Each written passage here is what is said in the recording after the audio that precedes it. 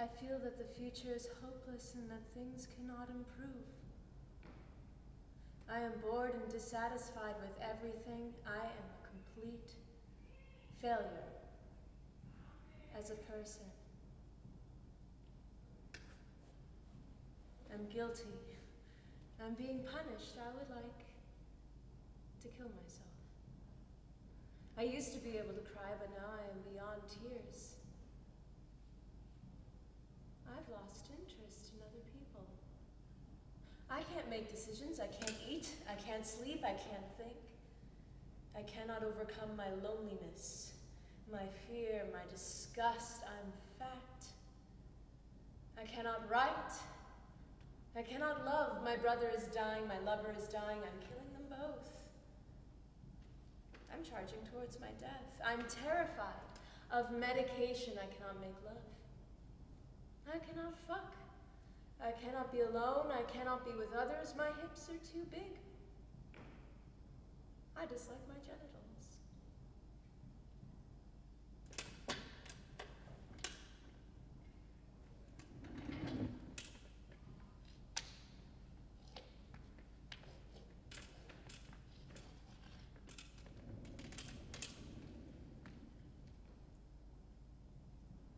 At 4:48, when desperation visits, I shall hang myself to the sound of my lover's breathing. I don't want to die. I've become so depressed by the fact of my mortality that I've decided to commit suicide. I do not want to live. I'm jealous of my sleeping lover and covet his induced unconsciousness. When he wakes, he'll envy my sleepless night of thought and speech unslurred by medication. I have resigned myself to death this year. Some will call this self-indulgence. They are lucky not to know its truth. Some will know the simple fact of pain.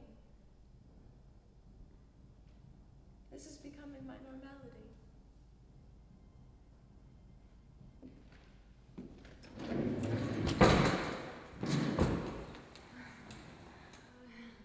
$100, 91, 84, 82, 79, 68, 58, 44, 37, 38, 37, 21, 12, 7.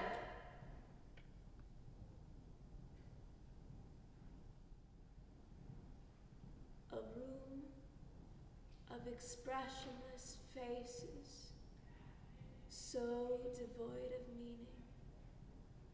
There must be evil intent. Dr. This, and Dr. That, and Dr. Watson, who's just passing and thought he'd stop in to take a piss as well.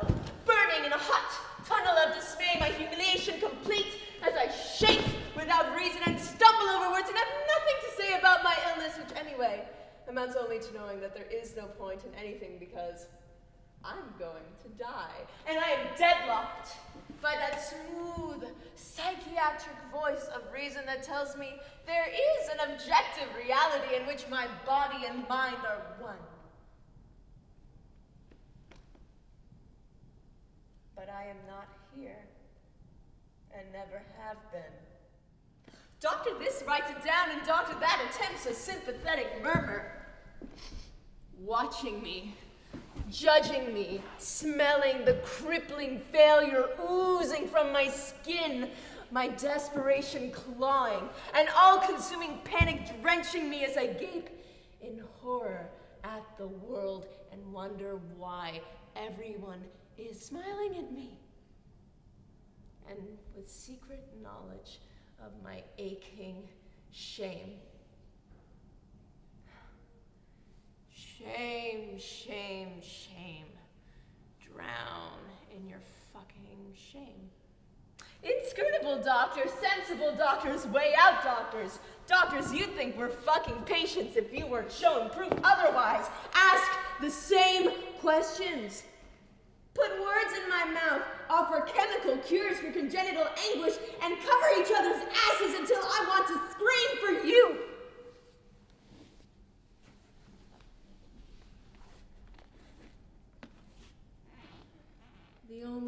doctor who ever touched me voluntarily.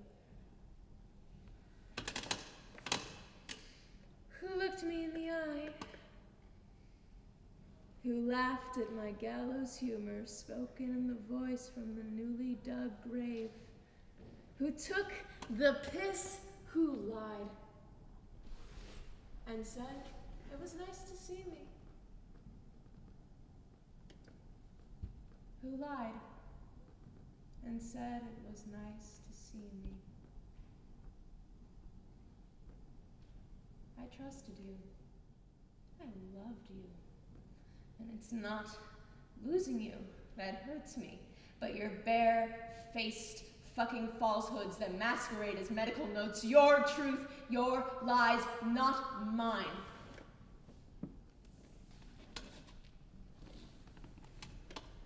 And while I was beginning to believe that you were different, and that you maybe even felt the anguish that flickered across your face and threatened to erupt, you were covering your ass too. Like every other stupid, mortal cunt. To my mind, that's betrayal. And my mind is the subject of these bewildered fragments. Nothing can extinguish my anger. Nothing can restore my faith. This is not a world in which I wish to live. Have you made any plans? Take an overdose, slash my wrist, and hang myself. All those things together. I couldn't possibly be misconstrued as a cry for help. It wouldn't work. Of course it would. No, it wouldn't work. You'd start to feel sleepy from the overdose and wouldn't have the energy to cut your wrists. I'd be standing on a chair with a noose around my neck. If you were alone, do you think you might harm yourself? I'm afraid I might. Could that be protected? Yes! It's fear that keeps me away from the train tracks. I just hope to God that death is the end. I feel like I'm 80 years old. I'm tired of life, and my mind wants to die. That's a metaphor, not reality. It's a simile! That's not reality. It's not a metaphor! It's a simile. But even if it were, the defining feature of a metaphor is that it's real! You are not 80 years old. Are you? Are you? Or are you? Do you despise all unhappy people? Or is it me specifically? I don't despise you. It's not your fault. You're ill. I don't think so. I'm depressed. Depression is anger. It's what you did, who was there, and who you're blaming. And who are you blaming? Myself!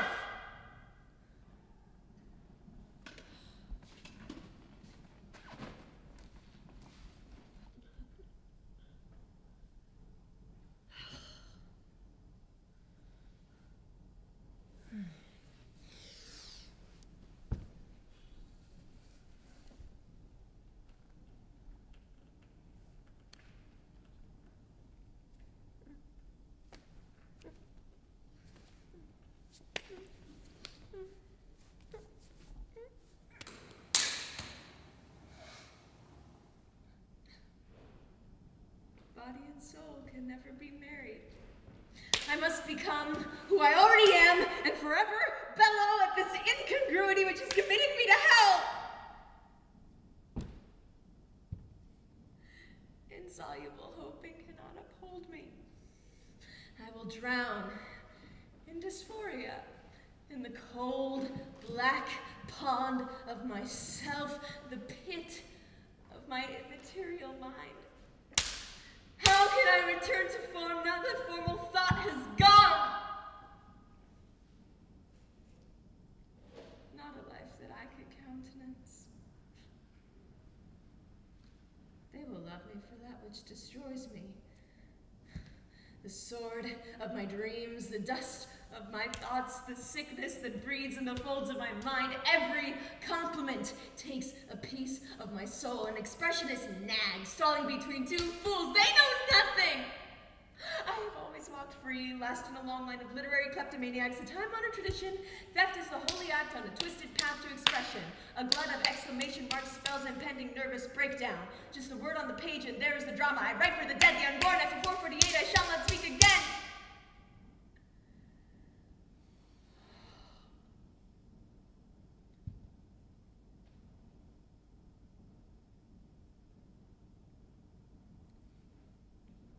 I have reached the end of this dreary and repugnant tale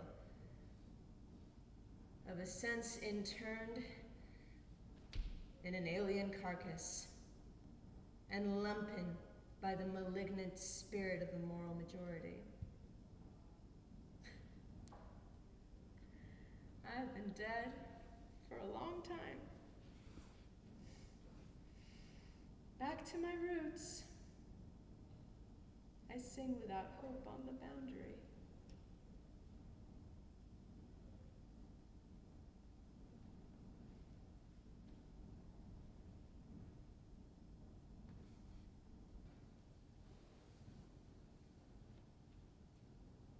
RSVP ASAP?